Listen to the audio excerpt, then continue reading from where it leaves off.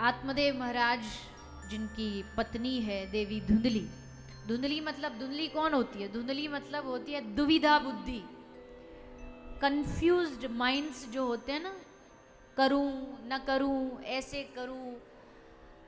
कथा तो होती है आजकल पर प्रैक्टिकल नहीं है कथा, जीवन में उतारी नहीं जाती। ये जिसके मन में आता ना, समझ लो इसके मन में अभी भी धुंधली जिंदा है। और धुंधली जरूरी नहीं कोई नारी ही हो, धुंधली धुंधला भी हो सकता है, मतलब मेल वर्जन भी हो सकता है। धुंधली एक बुद्धि का नाम है, ये पुरुषों की भी हो सकती है।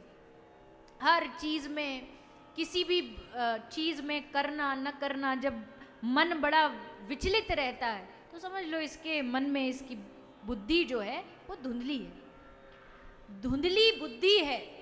धुंधली का पति कौन है? आत्मदेव, जो हमारी आत्मा है। आत्मा और बुद्धि है तो एक दूसरे के संगी साथी। पर धुंधली जैसे होता ना, वो अपनी चलाने वाली पत्नी एक आध होती है, कुछ कुछ की जो हम कहेंगी श्रीमान जी को वही करना पड़ेगा। तो धुंधली जो बुद्धि है ये हमारी आत्मा को अपने इशारों पर नचाने की कोशिश करती। लेकिन आत्मदेव महाराज बड़े बुद्धिमान हैं। आत्मदेव महाराज जानते हैं कब कहाँ कैसे व्यवहार करना चाहिए। धुंधली जब ज्यादा बोलती है तो बढ़िया अपना चुपचाप चप्पल पहन के घर छोड़ के निकल जाते हैं, क्योंकि अगर इससे तर्क करने में लगेंगे तो 10 बोलेगी।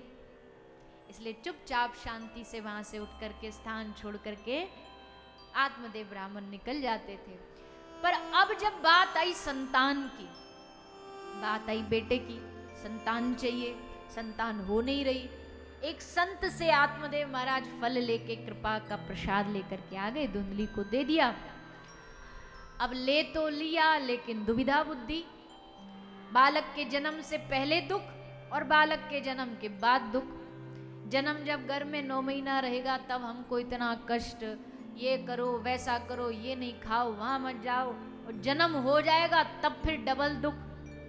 रो रहा है रात भर, सुलाओ, अब इसका कपड़ा बदलो। अब पहले तो और भी ज्यादा कष्ट था, पहले तो वो भी नहीं आता था ना आजकल वाला जो माताओं का होता है।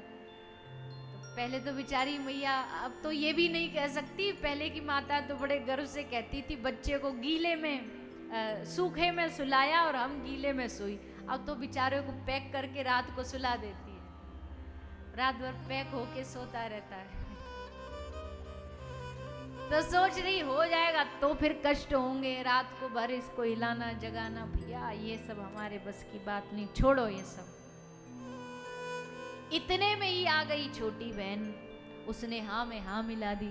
बुद्धि की छोटी बहन, बुद्धि का जो संग, जो पार्टनर इन क्राइम एक शब्द होता है, जो पार्टनर इन क्राइम होता है ना, तो बुद्धि का पार्टनर इन क्राइम है मन।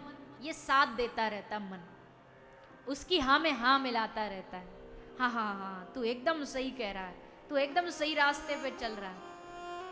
और जब एक कोई आदमी संग हाँ हाँ कहने वाला मिल जाता तो दूसरे को लगता हाँ मैं एकदम सही कर रहे हैं। बहन ने भी हाँ हाँ कर दी, तो इस फल को मत खिला।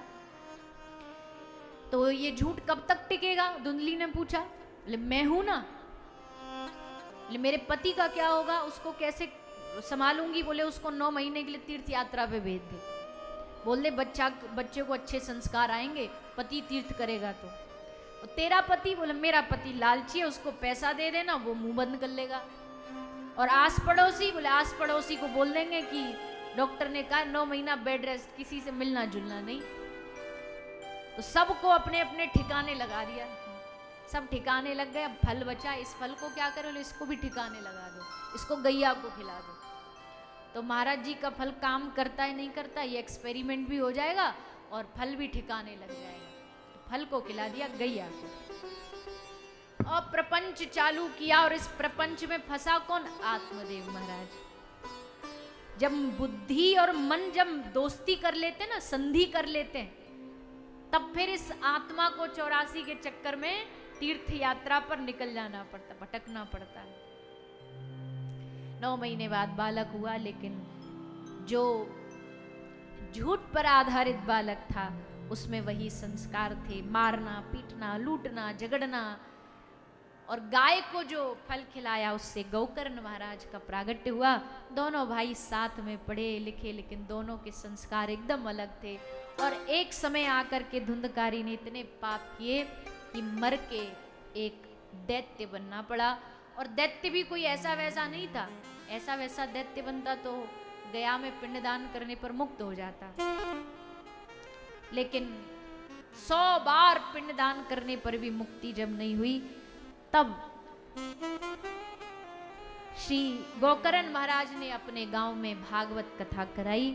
और उस कथा में बांस में बैठ करके 7 दिन तक इसने कथा सुनी। और कथा श्रवण करके 7 दिवसीय कथा श्रवण से इस धुंधकारी का उद्धार हुआ। ऐसी भगवान की ये दिव्य वांगमयी मूर्ति श्रीमद् भागवत है, जिसका आप हम सब श्रवण पान कर रहे हैं। इसके आगे आता है भागवत श्रवण की विधि, कैसे सुननी चाहिए।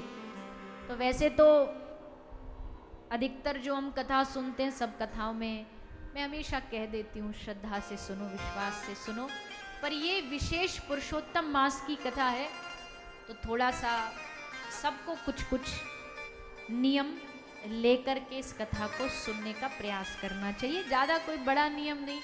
अगर किसी का नियम भाव रख सकते हैं, अल्पाहार, अल्पाहार करिए। वैसे भी चातुर्मास चल रहा है, चातुर्मास में भी हमें ये सब नियम पालन करने चाहिए। अल्पाहार करें, कोई एक समय कर सकता एक समय करे, कोई ज़्यादा ही भोजन के बिना नहीं रह सकता तो 2 समय भी कर रहे हैं तो अल्पाहार करें। भर पेट एकदम भर भर के ना खाएं, कम खाएं। अल्पाहार करने से क्या होगा, बोले अल्पाहार करने से थोड़ा आलस्य कम आएगा, और जब आलस्य कम आएगा तो थोड़ा नाम जब बढ़ेगा। नींद नहीं आ रही, पढ़े हैं, क्या करें, चलो माला कर लेते हैं, माला बढ़ेगी, नाम जब बढ़ेगा। तो अल्पाहार करें। नियम और भी हो सकते हैं, जैसे कुछ लोग जमीन पर सोते हैं, ये नहीं करना वो नहीं करना। पर मेरा कहना बस इतना है कि ये सब नियम आप कर सकते हो, करिए। नहीं कर सकते तो बस एक नियम कर लीजिए कि इस चातुर्मास या इस पुरुषोत्तम मास में आप सब जितना भी अपना नाम जाप कर रहे थे पहले से, उसमें थोड़ा सा उसको और बढ़ा दीजिए। कम से कम देखो, नियम में बहुत शक्ति होती है। नियम आदमी ले लेगा ना, मुझे ये करना है, कई बार तो डर के मारे करता है कि अब तो नियम ले लिया, करना पड़ेगा। तो नियम हमें अनुशासित करता है, हमें संकल्प हमें मजबूत करता है। तो इसलिए नियम लेकर के अगर आप करेंगे इस पुरुषोत्तम मास, तो और आपको अधिक आनंद आएगा। और बड़े भाव और श्रद्धा के साथ हम सब विगत 7 दिनों तक इस कथा का श्रवण पान यहाँ बैठ करके करेंगे।